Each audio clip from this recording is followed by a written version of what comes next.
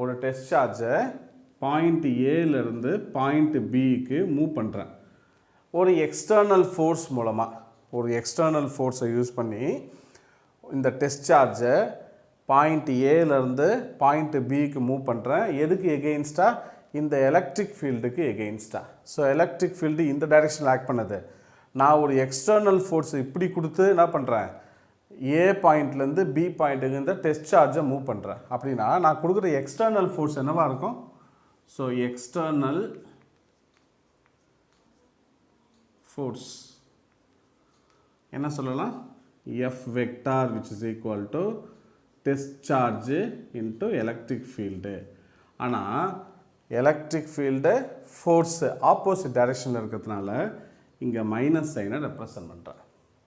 இதை ஈக்குவேஷன் 1ன்னு எடுத்துக்க போகிறேன். இதோட மேக்னிடியூட் ஃபார்ம் என்னது? F equal to minus